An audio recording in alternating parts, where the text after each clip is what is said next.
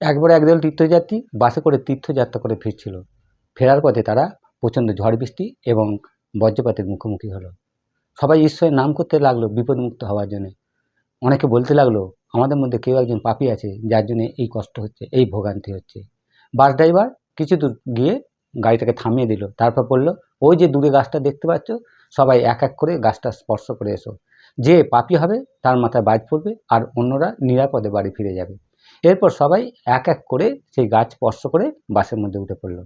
তখনও এক ব্যক্তি যা বাকি ছিল, তখন সবাই তাকে দেখে বলতে লাগলো, এই সেই পাপী ব্যক্তি, যার জন্য আমাদের মৃত্যু পর্যন্ত হতে যাচ্ছিল, যার জন্য আমাদের এত ভোগান্তি। এরপর সেই ব্যক্তি ধীরে ধীরে ঈশ্বরের নাম করতে করতে সেই গাছ স্পর্শ করতে গেল। আর গাছ স্পর্শ করা মাত্রই একটা বাজ পড়ল, গাছের ওপর না, সেই বাজটা পড়ল বাসের ওপর।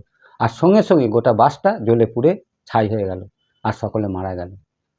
বাসের মধ্যে ওই এক ব্যক্তিই ছিল যে পূর্ণ ব্যক্তি, তার জন্য গোটা বাসটা এতক্ষণ সুরক্ষিত ছিল আর যাত্রীরা নিরাপদে ছিল।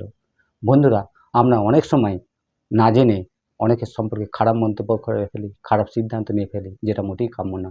প্রত্যেকটা মানুষের মধ্যে ভালো গুণ খারাপ গুণ বর্তমান থাকে। আমাদের বেছে বেছে ভালো গুণটা গ্রহণ করে সাফল্যের দিকে এগিয়ে যাওয়া উচিত।